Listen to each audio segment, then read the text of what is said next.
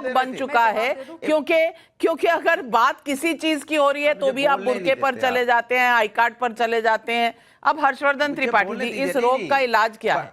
अरे मेरी बोलने दीजिए ना, विदेशी ताकत पे बात हो। नविका जी, इसका कोई इलाज नहीं है। इसलिए इसका कोई इलाज नहीं है क्योंकि मैं आज सचमुच अनुराग भदौरिया जी बहुत मेहनती प्रवक्ता हैं समाजवादी पार्टी के, और मैं अखिलेश यादव जी से कहूंगा कि इनको कहीं कुछ थोड़ा ऊपर भेजें।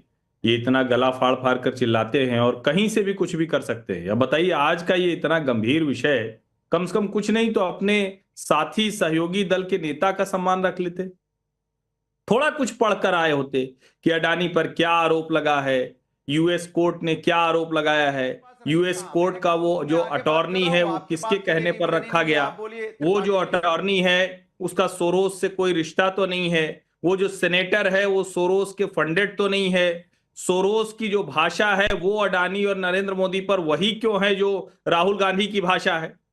और मुझे तो बड़ा आश्चर्य होता है, मतलब इस तरह से अगर किसी देश में हमारी देश की कंपनी पर ऐसे हवा हवाई आरोप लगा दिए जाएंगे और उसके बाद हमारे देश का विपक्ष का नेता कूद पड़ेगा। नवका जी, 2006, 7, 8 ये वो वर्ष थे जब भारत का टाटा समूह दुनिया भर की कंपनियों का अधिग्रहण कर रहा था।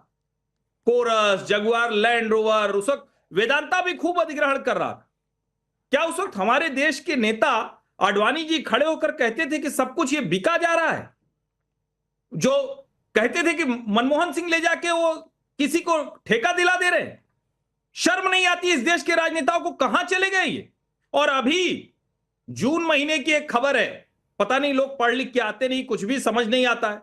जून महीने की खबर है कि टीसीएस पर अमेरिका में पेनाल्टी लग गई। तो क्या करें हम? हमें कह देना चाहिए कि टाटा कंसल्टेंसी जो कंपनी है वो भी खराब है। किसी को भी कम से कम तथ्य का तो ज्ञान होना चाहिए। और इस मामले में एक भी कोई प्रमाण नहीं है, नंबर एक।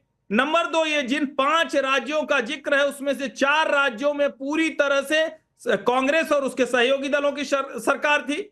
उसके बाद क्या है, जितनी अभी सरकारें हैं वो अडानी के साथ फोटो खिंचाने के लिए परेशान है। रेवंत रेड्डी दावोस से लेकर और हैदराबाद तक अडानी परिवार के साथ, गौतम अडानी और उनके बेटे के साथ फोटो खिंचा रहे होते। पिछली बार राहुल गांधी की प्रेस कॉन्फ्रेंस थी, उनके दाएं बाएं कौन बैठा हुआ था? अशोक गहलोत, भूपेश बघेल।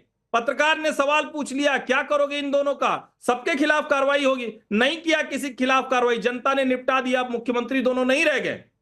रेवंत रेड्डी पर सवाल आज पूछा गया, कोई जवाब राहुल गांधी से देते नहीं बना। बिल्कुल। और मैं तो आश्चर्यचकित हूं कि इस मुद्दे पर देश का मान घटाने की कोशिश, निवेशकों के 2.25 लाख करोड़ खराब हो गए। सवाल पब्लिक का आज यही है।